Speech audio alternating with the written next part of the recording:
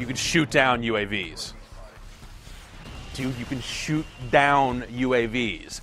If you've played a lot of Call of Duty 4 Modern Warfare over the last 2 years, you already understand that this is one of those changes that makes you sort of stop and say, oh, dude, what?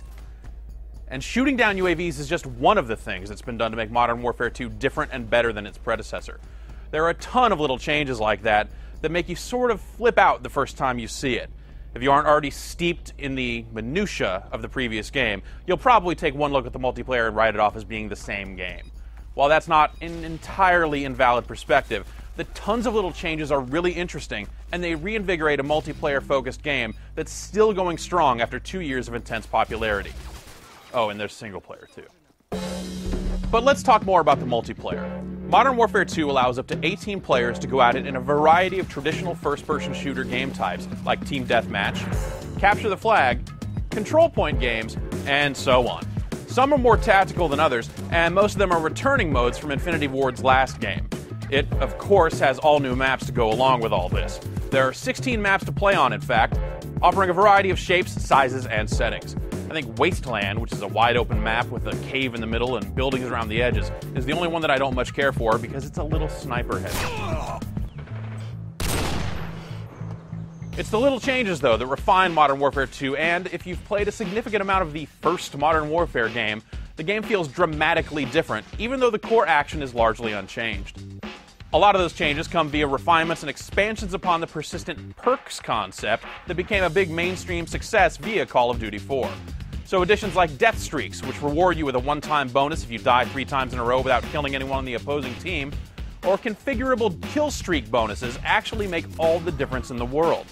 Though you only bring 3 kill streak bonuses into a match with you, there's a much longer list of them now, and you can unlock these and select which 3 you want to bring. There's a lot more than just UAVs, airstrikes, and choppers now. Actually, there are multiple types of airstrikes, like a stealth bomber that doesn't show on your radar when it strikes, or a set of Harrier jets that bomb just like a regular old airstrike, but then the last one sticks around for a bit, hovering above the battlefield and gunning down enemies. Then there's all new killstreak bonuses like the supply crate, which drops from a helicopter and randomly contains one of the other killstreak bonuses. This adds an interesting element of randomness to the multiplayer, since it only takes 4 kills to get a supply crate, but you might get a user-controllable AC-130 or chopper gunner out of it, which are devastating bonuses that can put one team out in front fast, unless the other team shoots down the air support before it can do too much damage. Some changes to the way the weapons are allocated, namely the thought that rocket launchers and shotguns are secondary weapons, not primary ones, makes shooting down enemy support easier and vital. Alright, I could go on and on about the competitive multiplayer, but it'll suffice to say that it's a better game that doesn't lose the feel of the developer's previous release in the process. The game also has a cooperative mode called Special Ops. It's a series of 2-player missions, most of which have been built using chunks of the environment from the single-player game. There are 23 missions that cover a lot of ground, giving you stealth missions where you'll try to snipe your way from one end to the other, or battles that pit you against hordes of enemy troops. I think my favorite 2 missions have one player on the ground while the other is up in an AC-130 or a helicopter, providing cover from the air. All of them require a level of patience, strategy, and skill to complete at the higher difficulty settings, though since one player can revive the other if he goes down, it's not quite as savage as it may sound. Let's go, let's go. Then, of course, there's the single-player campaign. Modern Warfare 2 picks up 5 years after the end of Call of Duty 4 and deals with a conflict between Russia and America. It's around 5 hours long on the default difficulty setting, and it's a tightly packed adventure full of all kinds of crazy stuff. There are vehicle bits, stealth sequences, and overall, plenty of opportunities to stab enemies in the face, which is key. I'm sort of deliberately talking around the story, but I think I can safely say that like previous games in the series, it jumps between multiple perspectives. So in one level you'll be in Afghanistan, moving through dangerous urban areas, and in the next you'll be a member of Task Force 141, working an undercover op that takes you into a pretty messed up situation. Then hey, why not bounce it back to Washington, D.C., where things aren't going very well at all? The globetrotting is standard for the course, but the story feels like it's been kicked up into some kind of action movie overdrive.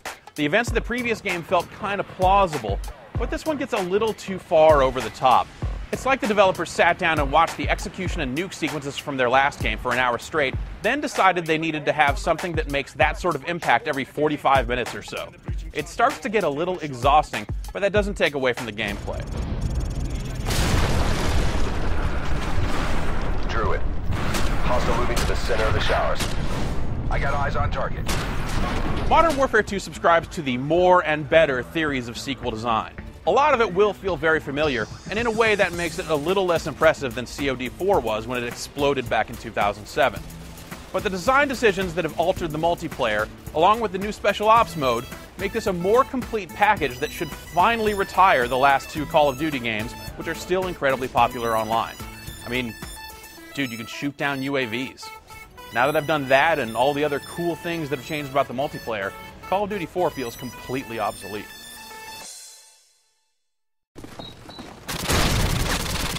Care package on the way. All right. Okay.